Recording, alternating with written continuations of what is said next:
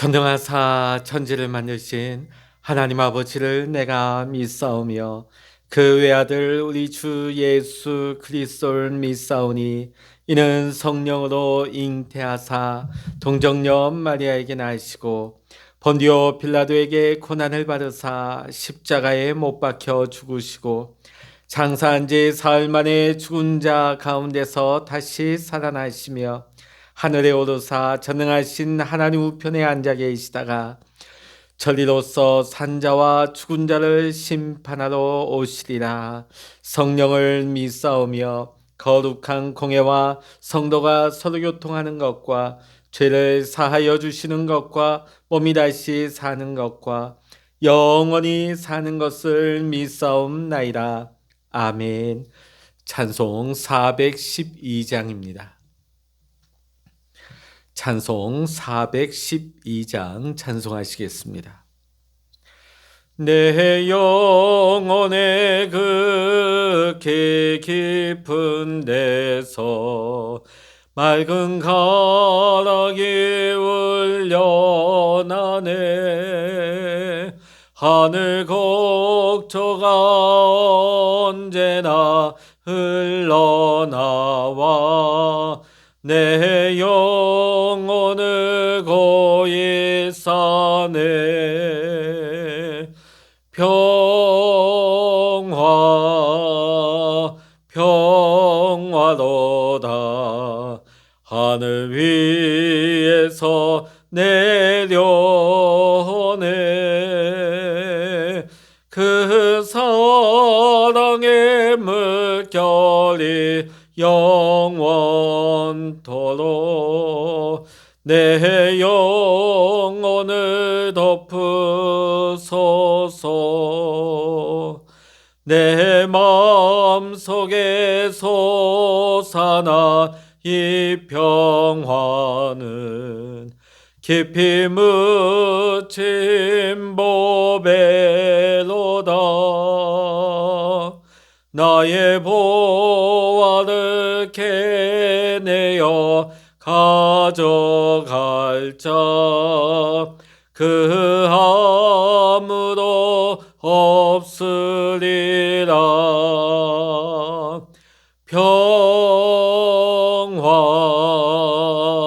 평화로다. 하늘 위에서 내려오네. 그 사랑의 물결이 영원토록 내 영혼을 덮으소서. 내 영혼의 평화가 넘쳐남은 주의 큰 복을 받음이라. 내가 주야로 주님과 함께 있어 내 영혼이 편히 쉬네.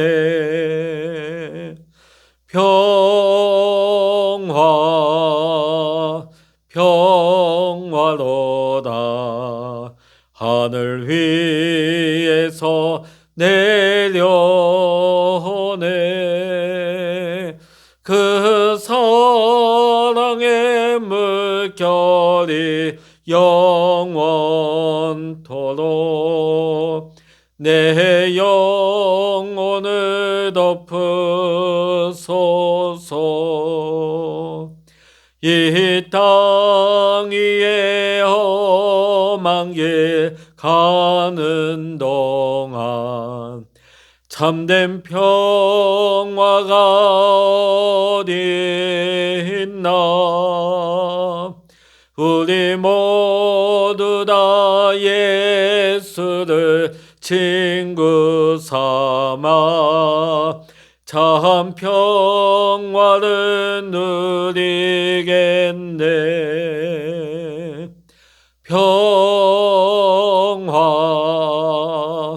평화로다. 하늘 위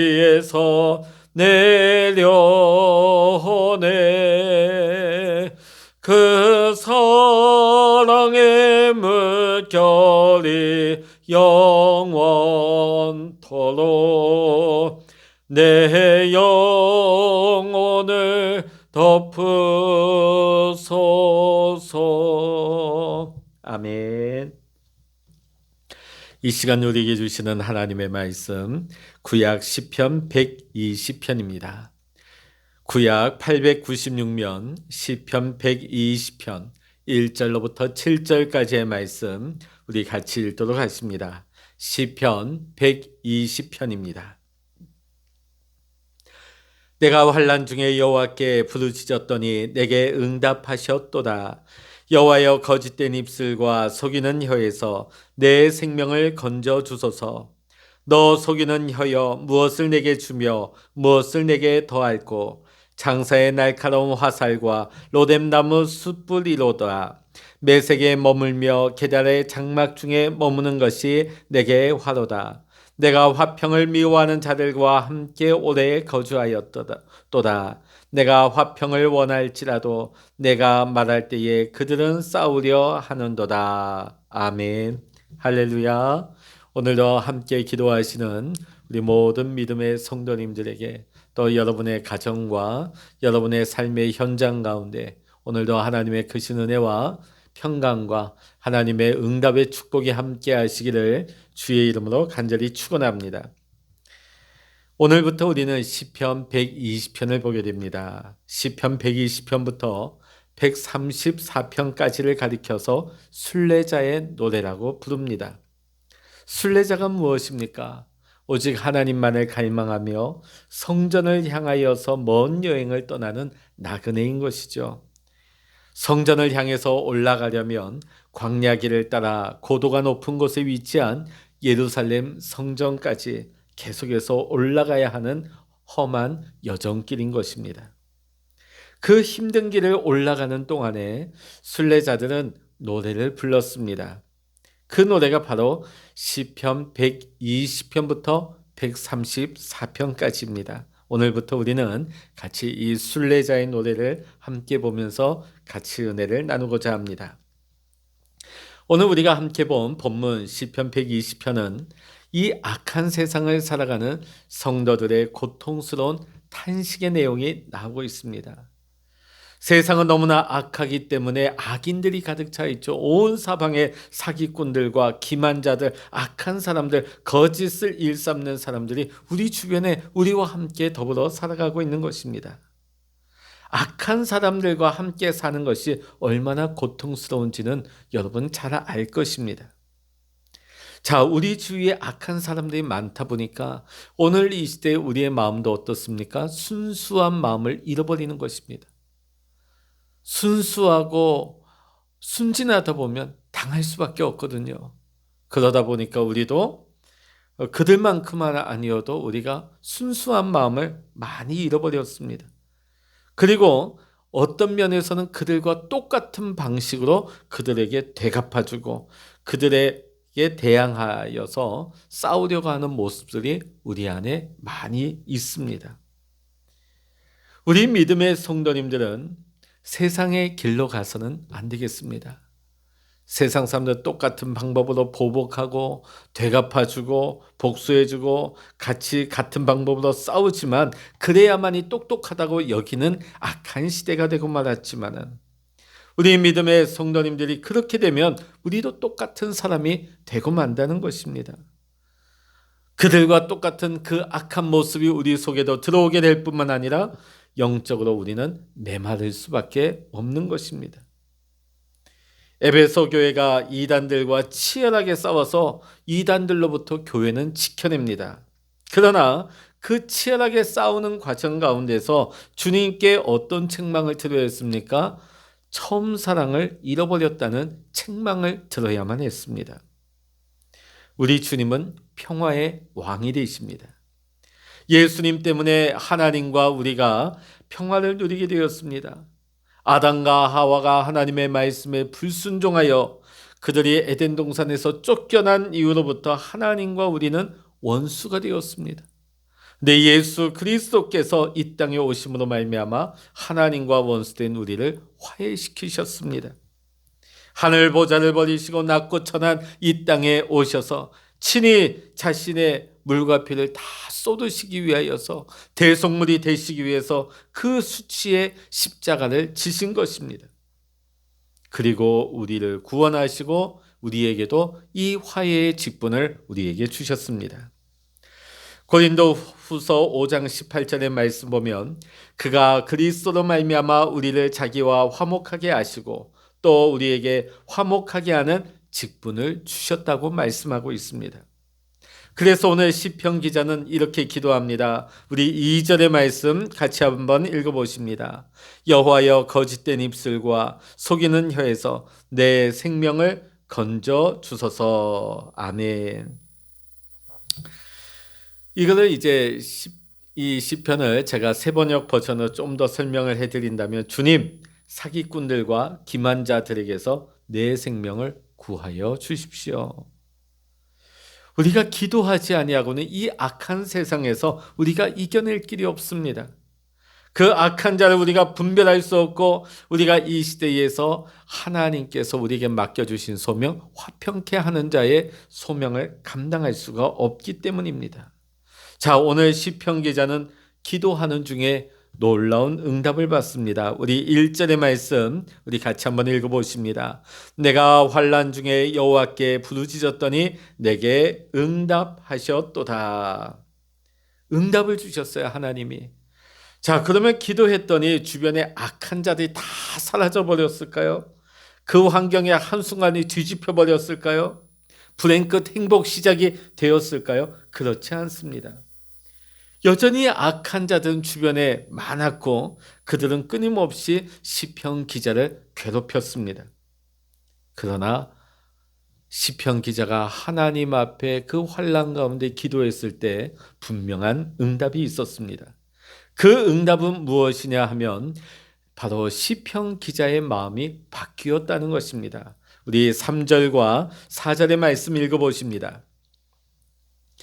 너 속이는 혀여 무엇을 내게 주며 무엇을 내게 더할꼬 장사의 날카로운 화살과 로뎀나무 숯불 이리로다. 아멘. 기도 중에 심판하시는 하나님을 바라보게 됩니다. 그리고 이 세상에 악한 자들이 처할 마지막 심판이 깨달아지게 되는 것이죠. 그러다 보니까 탄식과 두려움이 사라지게 되는 것입니다. 저는 오늘 이 시편 120편을 읽으면서 이 시편 기자에게 은혜를 받고 감동되는 것이 있습니다. 자, 그것은 뭐냐면 마지막 7절의 말씀이에요. 7절 말씀 읽어보십니다. 나는 화평을 원할지라도 내가 말할 때에 그들은 싸우려 하는도다. 아멘.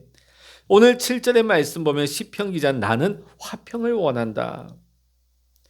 자, 이것을 우리가 세번역 버전으로 좀 더 쉽게 보자면 나는 평화를 사랑하는 사람이다. 이런 표현이 나옵니다. 나는 평화를 사랑합니다. 자, 오늘 우리도 이 세상의 정치인이나 이 세상의 그 누구라 할지라도 평화를 말하지 않는 사람이 없고 평화를 사랑한다고 다 말을 하지 나는 전쟁을 좋아한다, 나는 싸우는 걸 좋아한다 그렇게 말하는 사람은 없습니다. 다 평화를 말하지요. 다 평화를 말하지만 누구나 이렇게 나는 평화를 사랑합니다 이렇게 말할 수 있는 것은 아니라는 것이에요.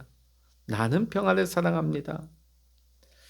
사실 우리가 우리 민족을 말할 때 우리 민족은 평화를 사랑하는 민족이다. 왜냐하면 우리가 5,000년, 반만 년의 역사 가운데 다른 민족을, 다른 나라를 한 번도 쳐들어간 적이 없기 때문이다. 자, 그러면 우리 민족이 정말 평화의 민족일까요? 평화를 사랑하는 민족일까요? 그것은 아닙니다. 우리가 다른 나라를 쳐들어가지 못한 것은 우리에게 힘이 없었기 때문이죠. 끊임없이 외침을 받느라 쳐들어갈 능력이나 형편이 되지 않았기 때문이지 우리가 너무나 평화스러운 민족이었기 때문에 평화의 민족이기 때문에 쳐들어가지 않은 것이 아닙니다. 만약 우리 민족이 정말 평화를 사랑하는 민족이라면 오래전에 우리 민족 안에 이 평화를 우리는 실현했을 것입니다. 끊임없이 우리 안에도 분열이 있었고 우리 안에도 싸움이 우리 민족 안에도 끊이지 않았다는 것입니다. 우리 안에도 나와 다른 사람들을 꺾고 경쟁하고 죽이고 싶은 호전성이 우리 안에 도사리고 있는 것입니다. 평화를 사랑한다. 이것은 단순히 싸우는 것 싫다 그 정도의 수준이 아닙니다. 오늘 말씀에서 표현하고 있는 평화를 사랑한다, 평화를 원한다, 이것은 나는 싸우기 싫어요, 나는 싸우는 게 겁나요, 그런 차원이 아닙니다. 나는 어떤 난관이 있어도, 나는 어떤 희생을 치른다 할지라도 평화를 향하여 나아가는 사람이 될 것입니다. 이런 믿음의 고백이 되는 것이죠. 어떻게 하면 이렇게 될까요? 내가 어떤 희생을 치른다 할지라도, 어떤 어려움이 있다 할지라도 나는 평화를 위하여 전진할 것입니다. 평화를 사랑하면 그렇게 됩니다. 제가 아까 말씀드렸죠? 우리 주님은 평화의 왕이라고 했습니다. 평화의 왕이신 우리 주님을 사랑하면 우리는 평화를 사랑하게 되는 것입니다. 세상에도 보면 사랑하는 여인을 위하여 왕위를 포기하는 사람이 있습니다. 또 자식을 사랑하기 때문에 부모가 희생하는 것 아니겠습니까? 사랑하는 성도 여러분, 여러분은 정말 평화를 사랑하십니까? 오늘 시편 120편은 이것을 우리에게 묻고 있는 것입니다. 사실 지금 시편 기자의 환경이 어떻습니까? 온 주변의 악한 자들로 인하여서 말할 수 없는 고통을 당하고 있습니다. 그 현실이 5절, 6절, 7절에 잘 나타나고 있죠. 이런 극한 어려움의 상황들, 악한 자들에게 시달리고 공격당하는 상황에서 이 시편 기자가 평화를 사랑한다 하는 말하는 것이 정말 놀라운 것이죠. 참 쉽지 않은 일입니다. 바로 이것은 시편 기자가 하나님과 동행하는 사람이다, 하나님과 동행하는 삶을 살고 있다고 하는 부인할 수 없는 증거가 되는 것입니다. 우리 그리스도인들이 무슨 일이 있어도 붙잡아야 할 말씀이 두 가지가 있습니다. 하나는 요한복음 3장 16절입니다. 하나님이 세상을 이처럼 사랑하사 독생자를 주셨으니 이는 그를 믿는 자마다 멸망하지 않고 영생을 얻게 하려 하심이라. 아멘. 또 하나의 말씀은 히브리서 12장 14절의 말씀입니다. 제가 새번역 버전으로 말씀을 읽어드립니다. 모든 사람과 더불어 화평하게 지내고 거룩하게 살기를 힘쓰십시오. 거룩해지지 않고서는 아무도 주님을 뵙지 못할 것입니다. 오늘 여기 히브리서 12장 14절의 말씀 보면 화평함뿐만이 아니라 거룩함도 지키라고 말씀하고 있습니다.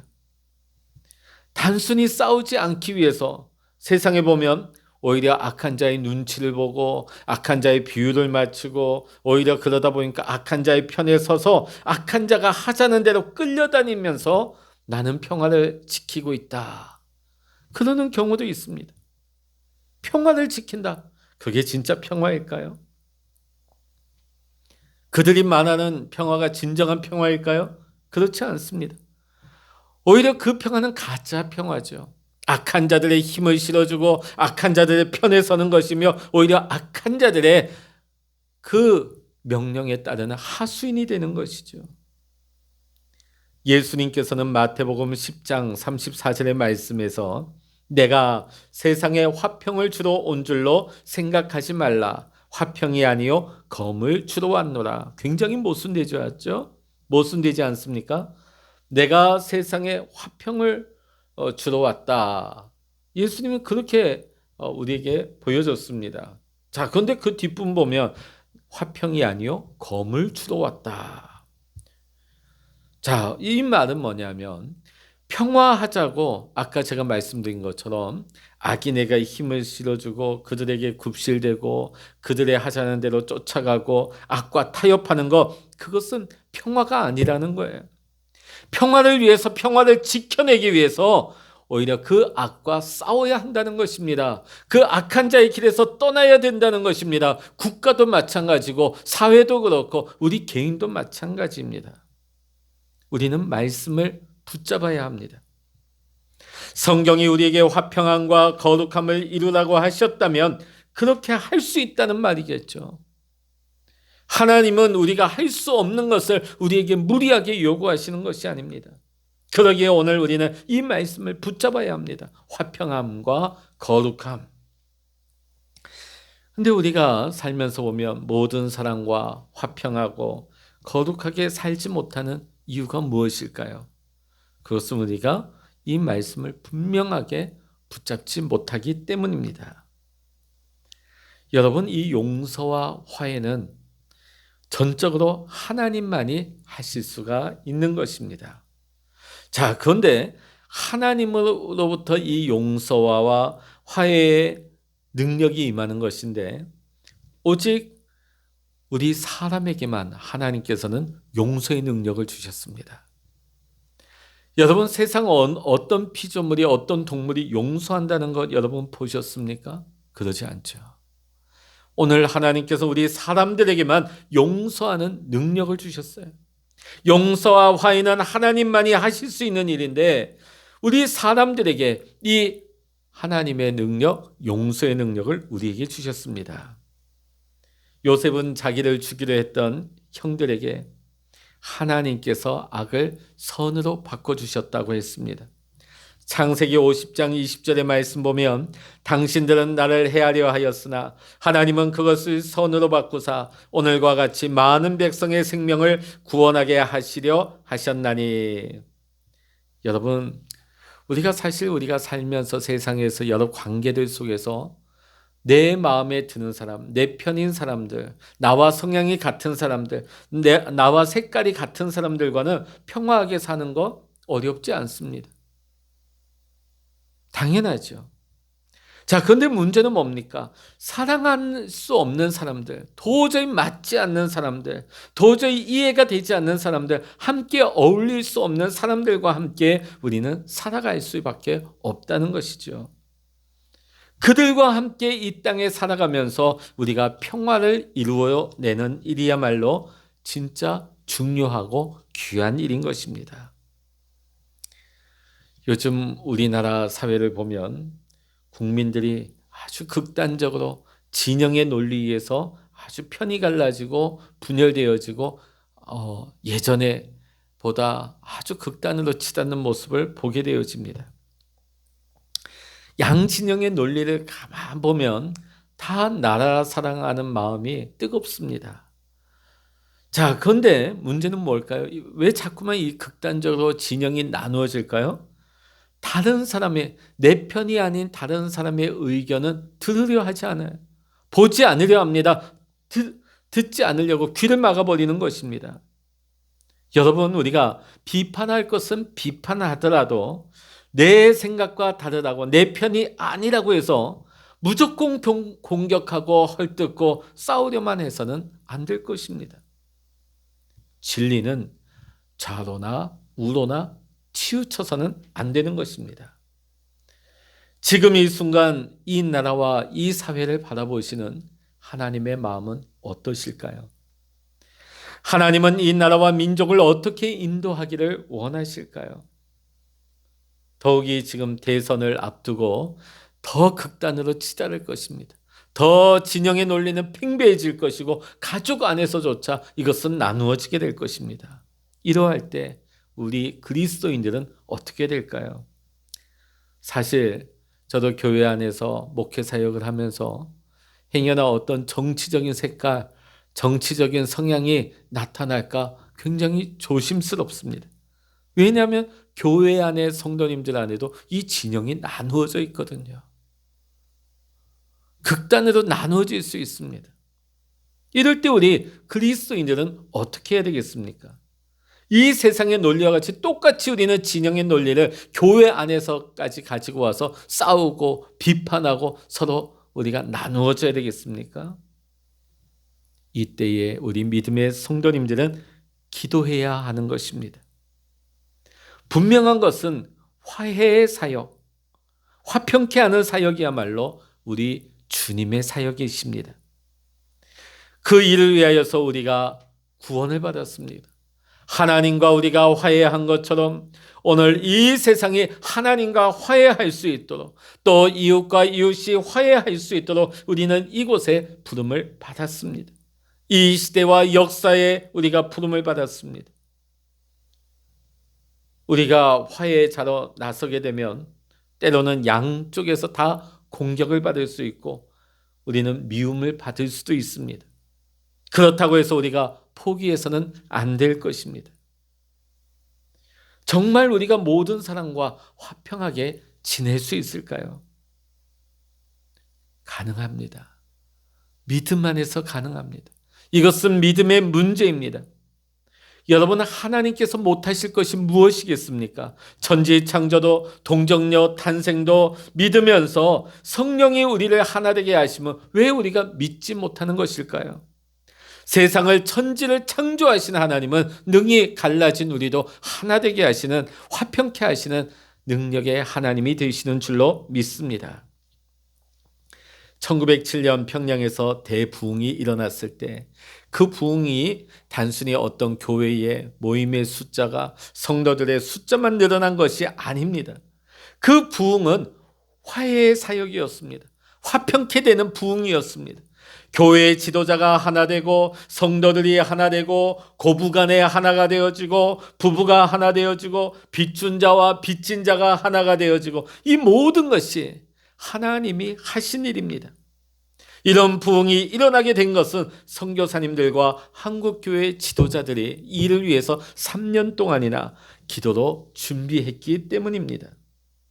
오늘 이 시대가 어렵습니다. 이 사회가 극단으로 진영의 논리로 나누어져서 서로를 극심하게 비난하고 있는 때입니다.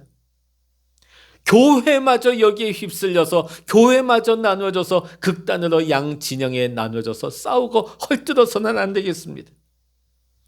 이 시대의 이 역사에 우리가 부름받고 우리가 할 일이 무엇입니까? 주 예수님을 바라보면서 합심하여 기도해야 할 것입니다. 이 사명을 우리 교회는 받았습니다. 이 사명을 우리 믿음의 성도님들은 받았습니다. 대학생 선교회의 세계적인 지도자인 조시 맥도웰 목사님이 회의에서 확신으로라는 자신의 책에서 자기의 어린 시절을 이렇게 나타냈습니다. 자신의 어린 시절 인격 파탄자이고 알코올 중독자인 아버지의 난폭한 언행, 그로 인한 집안의 가난과 가정 파괴로 인해 그 맥도웰 목사님은 어려서부터 깊은 상처를 가지고 자랐다고 합니다. 그래서 이런 상황을 만드신 하나님을 저주했고, 자기가 크면 아버지를 자기 손으로 기필코 죽이고 말겠다고 다짐을 했다고 합니다. 그러던 맥도웰이 사랑하시는 하나님을 인격적으로 만나게 됩니다. 그리고 거듭났습니다. 자신 안에 내주하시는 예수님의 강권하심으로 아버지를 찾아갑니다. 그리고 아버지께 고백을 하죠. 아버지 사랑합니다. 아버지를 안습니다. 아버지를 품습니다. 그때 아버지가 울면서 이렇게 묻습니다. 너는 어떻게 나 같은 아버지를 사랑할 수 있느냐?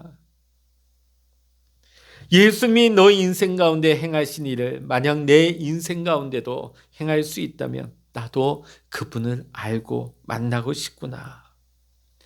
평생 알코올 중독과 폭력적인 가장으로 살아왔던 그의 아버지가 이 맥도웰을 통하여서 예수님을 영접하게 되어집니다. 그리고 그 이후 14개월 동안이나 더 이 세상을 살면서 완전히 변화된 삶으로 주위 많은 사람들에게 복음을 전했다고 합니다. 오늘 주변에 분열과 갈등을 겪고 있는 가정들이 많습니다. 또 분열과 갈등을 이 사회가 지금 겪고 있습니다. 심지어는 주님의 몸된 교회 안에서조차 이 분열과 갈등이 일어나는 교회들이 너무나 많이 있습니다.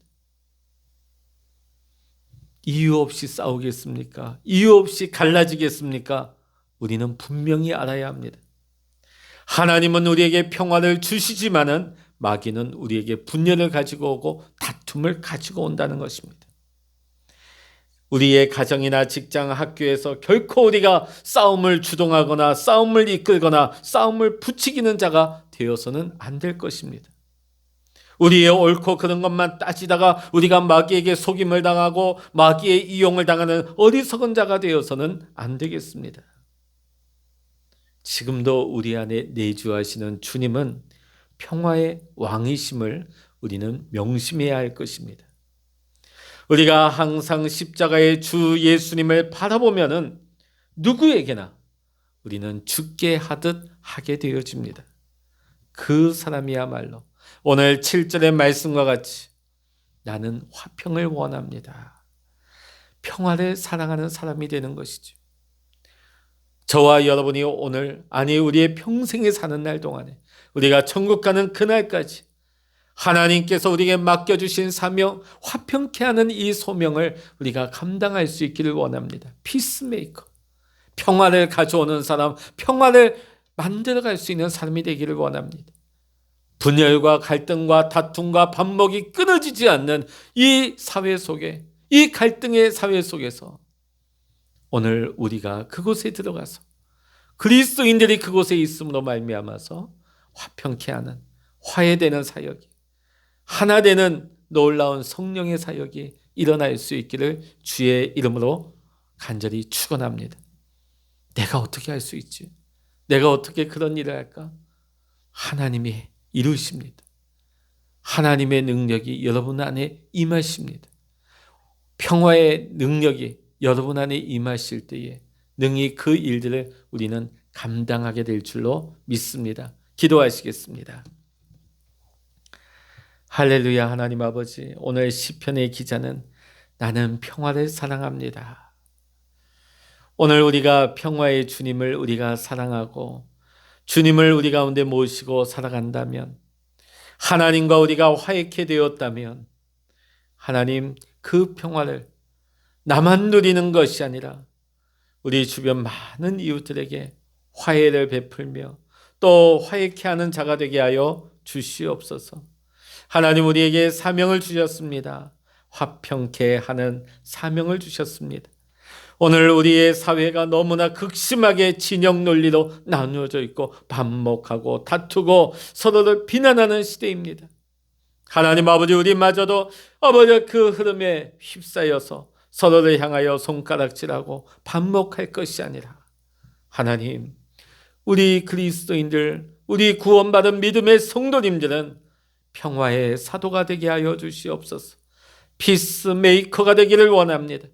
우리 성도님들이 가정에 있을 때에 우리 가정이 화목히 되게 하시고, 아버지 우리가 학교나 우리의 일터나 우리의 관계 속에 하나님 아버지 우리가 사회 만남 속에 들어갈 때에 하나님 그곳에 분열이 그치게 하시고 반목이 그치게 하시고 하나 되는 하나님 놀라운 은혜의 역사가 일어나게 하여 주시옵소서. 하나님 우리에게는 그럴 능력이 없지만 아버지 우리가 사랑하는 하나님, 아버지 지금도 우리 안에 내주하시는 평화의 주님께서 하나님 이 평화를 이룰 수 있는 능력을 하나님 우리가 구하고 찾고 두드릴 때에 우리 안에 허락하여 주실 줄로 믿습니다.